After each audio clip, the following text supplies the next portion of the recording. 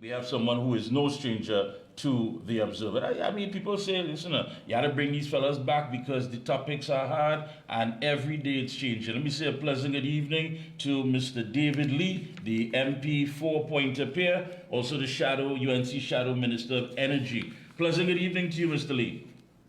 Good evening, Mikey, and once again, thank you for inviting me on your program, and good night to your listeners out there and your wonderful program. Thank you so much. I was speaking to Rudinat Singh before, of course, and he was telling us all about what's going on with the fire services and the wastage of money that, of course, I think people know what's going on, but it's not a priority to get equipment to the fire officers. In your last UNC press conference, you spoke about the MV White Marlin. And you said it was owned by a Dutch company, and millions of dollars is being spent on the vessel coming into our waters. Why? Why is this? Why? That whole, I would say, unknown is that the MV White Marlin is owned by a Dutch company called Boskalis. They have a local agent, and this vessel is a sort of a floating dry dock vessel where it will submerge and the vessels will go on top, and then it will re-emerge and they will do the dry docking of the vessels. So basically that's the concept of the White Marlin.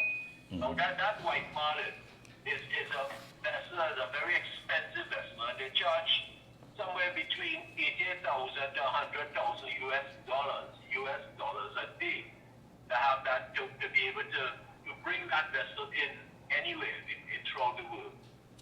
What has happened is that on January 21st, Sunday, January 21st, I guess through the port and the Ministry of Works and Transport, either hired the White Marlin to come and do three dry docks on the fast ferries, the TNT Spirit, the Buka Reef, and I can't remember the third one. There were three vessels. That vessel, according to Sinana, the White Marlin was supposed to be hired for 1 month in Trinidad waters to do these three dry dockings at a cost of not the repairs, just to have the vessel at a cost of $2.5 million a day. For the month. $2.5 million US for the month. The White Marlin actually did the three repairs, but that White Marlin was in the country up until April the 4th or 5th of this year. So it was over between 70 to 74 days that White Marlin was hired by the Ministry of Works and Transport to do the three dry dockings on those three fast ferries. So when we work out the maths, it is over close to $5 million US that this government would have spent just to bring in that White Marlin to be able to do the floating dry docks and those three vessels. And Mikee K, I want to tell you, listeners, that does not include the cost of the repairs of the three vessels. That close to $5 million US is just only to bring in that vessel, White Marlin, to do the dry docks. So this is tremendous amount of money. And what is even worse is that this government has taken over Caridoc, which is one of the Pico assets. Right, yeah. Right? Caridoc is famous for dry docking of large vessels. And when I asked the question back in 2022, they took over this Caridoc back in 2020. And when I asked the Prime Minister, up as recent as 2023, what was the reason for taking over Caridoc? The Prime Minister said that the reason was that they would be saving millions of dollars to the taxpayers of this country because they would be able to do their own dry docking and repairs to the government vessels. Well, that never happened because they bought in the White Marlin to do that at a cost of close to $5 million US for the entire 70 to 74 days. And it does not include the actual cost of repairs of those three vessels. This is terrible, given that what we are in the economic times are we in our country. So why did you take over Caridoc, which was a successful dry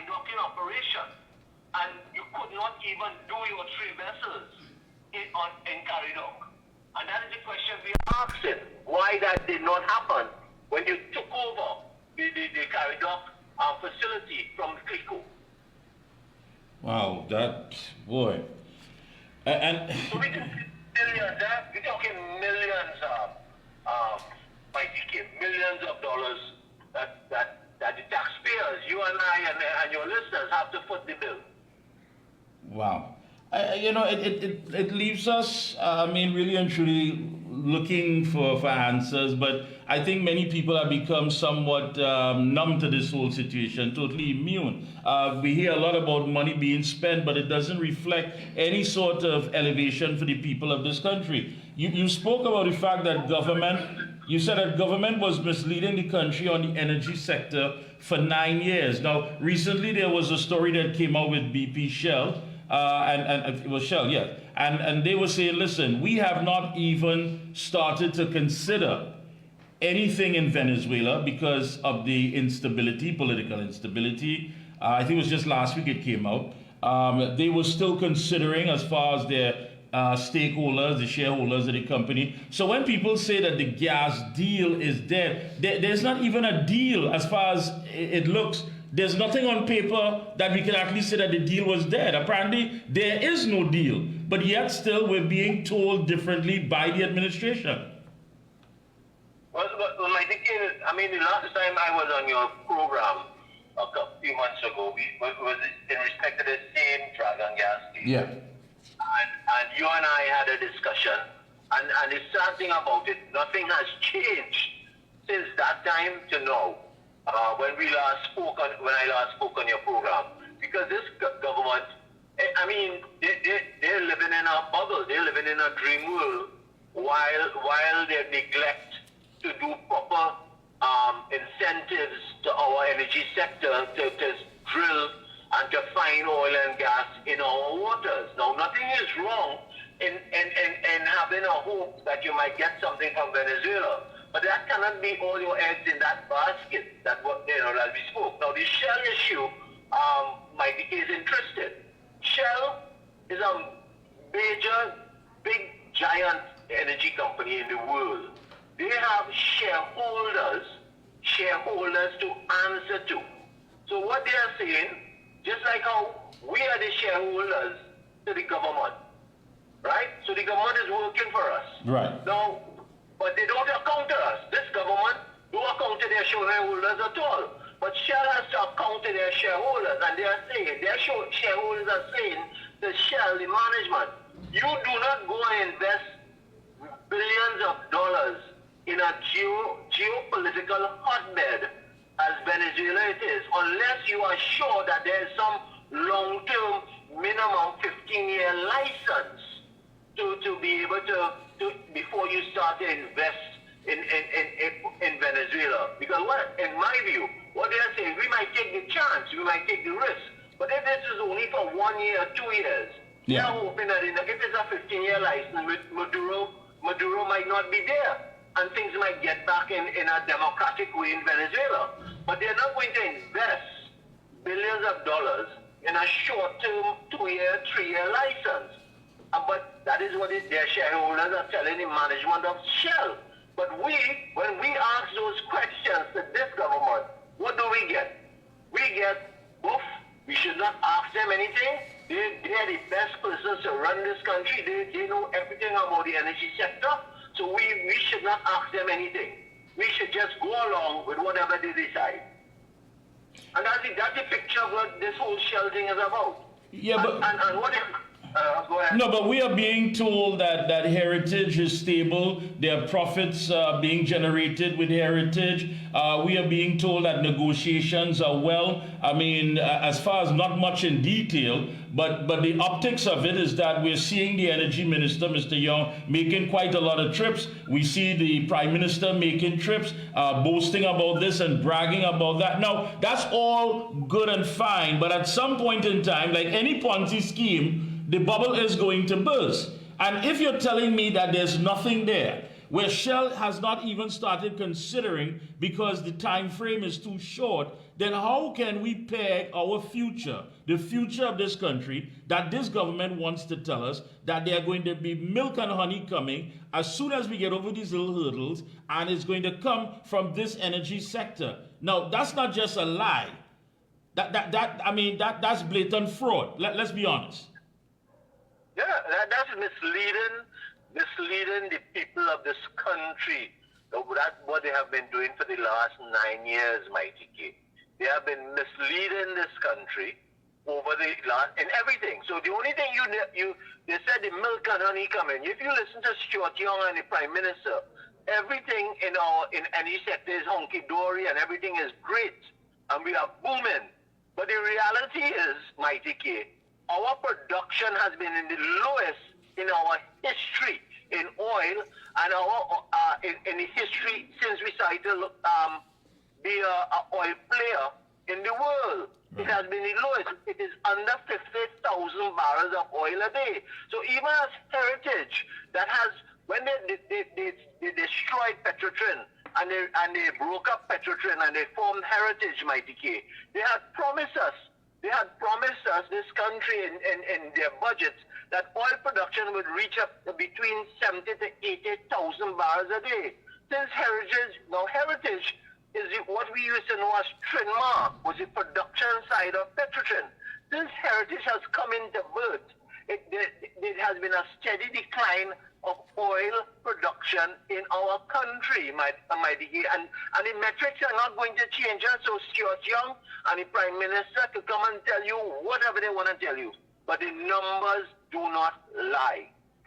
Yeah, well, the numbers do not lie. That's right. But the optics seem to be convincing many people in this country that something is being done. I mean, paying a courtesy call to the CEO of some oil company or oil subsidiary is all good and well, but not when you leave here where people pin their hopes onto what you're negotiating, that they hope is going to be a reality one day, that they can actually get back some of their savings, that their savings has been depleted, they can send their children for higher education, they can travel, and they can live again. Now, when that bubble bursts, what are we going to be faced with? Well, Mikee K, we haven't had that sort of what you just described since 2015. The last time we've had something like that was under the Kamala Prasad Bissessel-led government. That kind of economy and that sort of buoyancy. I want to just remind you, Mikee K, and you would remember that this same Stuart Young and Prime Minister, remember when COVID struck and they locked down our borders? Do not forget, they flew in a Venezuelan oil czars from Venezuela with Delcy Rodriguez. And when we asked the question, what did those people come into Trinidad to have meetings with you? The Prime Minister first said, well, they know who they were. And when they did come to the diplomatic center, they came to discuss COVID. But everybody on the team was from PDVSA, but they came to discuss COVID.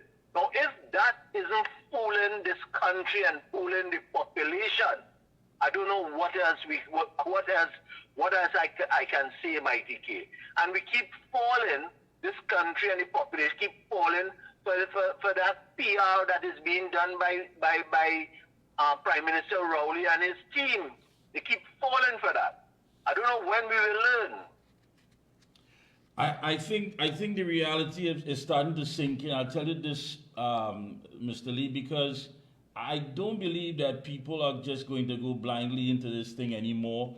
There's a general election around the corner, and somebody has to talk the truth. They have to tell the citizens the truth. Do we have a future in this sector? Have you negotiated anything on our behalf? Are we going to have our lives elevated? Are we going to be dealing with infrastructure, education, healthcare, based on all the promises that are being told to us? I mean, this entire deal in the energy sector was sold to us as the best thing since sliced bread. Now, as it starts to unravel, we hear nothing from the energy minister. Of course, we hear from the Prime Minister as well, saying that he was able to save Trinidad and Tobago. Heritage is doing fine. There are things that they did to stop the hemorrhaging and Petrotrin and all of that. But at some point in time, they will have to face the people with the truth. And Mikee K, I mean, I hear your passion and I will say your frustration, and you are like us in the opposition. I've listened to you for 9 years, Mikee K. 9 years in your programs since this government took over. And you have said every single day, literally, you know, to try and convince the people what is going on in this country under this PNM-led government by Prime Minister Rowley.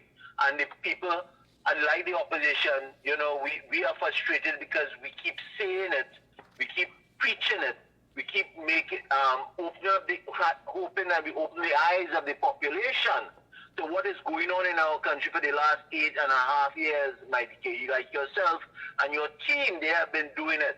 But it seems that I don't know what else between, you know, us, the opposition, and your good self that we can do to convince this population that this government is just pulling, you know, policies over us and lies.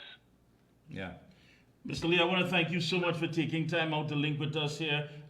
Please stick on this issue. We need to bring home the facts. The people need to know, because so much information has been bandied about. And then when you read about the fact that these major companies are saying, listen, we have not even started considering looking at any deal at this time. So it's not a matter of that, again, that the deal is dead. There was no deal to begin with. And that's right. Is reality. Thank you so much again. Keep up the good work, and all the best to you and your entire team. Thank you so much. And thank you, and always a pleasure as usual. Same Thank here. you so much.